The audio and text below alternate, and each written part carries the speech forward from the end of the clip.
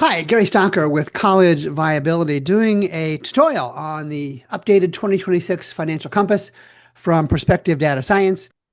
I wanted to do an update on the new version that is now priced at only $219 for a 12-month period of time. You can see I have the Financial Compass in front of you. This is the one for private higher education. The public college version will be out sometime later this year. I've selected a college. We automatically provide a set of peers, either selected by the college itself or by other colleges. You can see the definitions down here. There's double confirmed, self-reported, and some other combinations as well. We can talk about the depths of that at another time. Let's also take a look then at the three basic components of the app. What I'm looking at now is the net income margin, and there are 70 some odd reports for the app. And they come from audited financial statements from 2016 through as late as 2025. They come from the IRS 990s and in some cases some iPad statistics.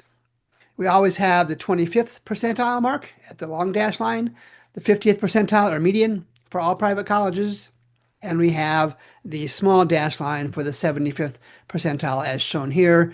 The target college, in this case Webster University, is in the blue line, and the peer group of colleges is in the orangish kind of line. If we wanted to, we could display each selected school in the comparison set, in the peer set, but that gets a little ugly, so I'm going to turn that off. On occasion, we can also adjust for inflation. So we're looking at here net income margin. You select that from the drop down up here. We can see that our target college is not doing particularly well below the 25th percentile for the last 9 or 10 years. The peer group doing better, of course, hovering around the 50th percentile, the median in that time period. Let's take a look at something like the student enrollment, student revenues, and we're looking again at our target college. The revenue now in 2024, they were down to $129 million. We can look at that per student, and we can see they were charging a proxy for the average amount in 2016 was $17,000 and change, and in 2024, $18,000 and change. Let's adjust that for inflation right here.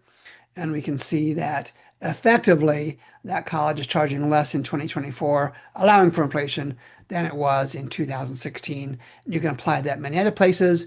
You can also look at a different view for percent change.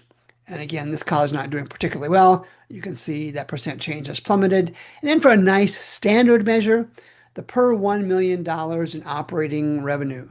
So we're looking at a college that has, again, negative trends.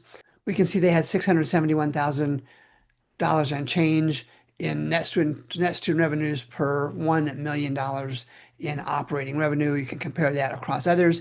That's the basic layout.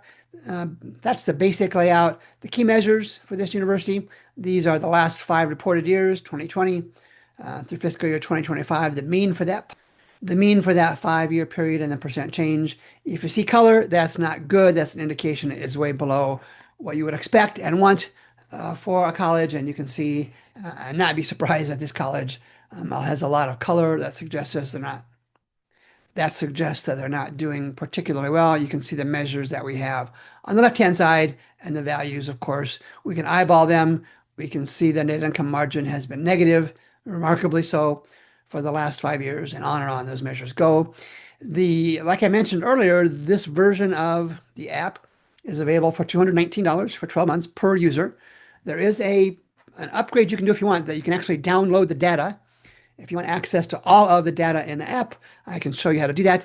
Drop me a note to Gary at College Viability. That's Gary at collegeviability.com, and I'll send you information on how to get access to the download data for an additional fee.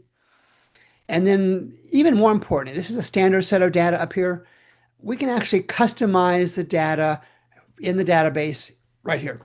And I've got net income margin posted. I've got advertising expenses. And I can grab any one of those other 70 plus reports from the audited financial statements. I've grabbed total assets. We can see that for whatever set of colleges we want. We can filter this.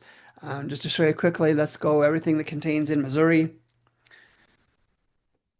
So these are all the colleges in Missouri. We can change that to Illinois if we want to. And now we get those colleges. We can look at just a single year. There's all sorts of filters. You can download this data. Again, drop me a note, Gary at College Viability. I'll show you how to get access and give you guidance on how to get access to that data. And we can see all the Illinois private colleges and their data points for the selected fields you've chosen and for the standard ones that are part of the table in general. And then finally, vendor payments. We pulled data from the IRS 990s for the top 5 expenses for each of the 1,300 private colleges in the database. We can see which, we can look at it by vendor, we can sort by number of students, by state, by college. Let's bring up, how about Albright College in Pennsylvania? And we can take a quick look at their spending comparison, their vendor payment comparisons from 2016 to 2025. And again, color, not a good thing. And again, this is a college that's struggling. And we can see based on the color scheme across the top, how much they vary from the median for colleges, for private colleges across the country. And again, color is not a good indicator. As I shared earlier, the annual subscription fee to the Financial Compass is $219. That's $219. It's available for single users throughout your organization. You can get that through a link I'll have in the show notes. If you want a more substantial version, include all the data for your own reports, for your own institutional research, drop me a note to Gary at collegeviability.com, and I'll be glad to get you going in the right direction.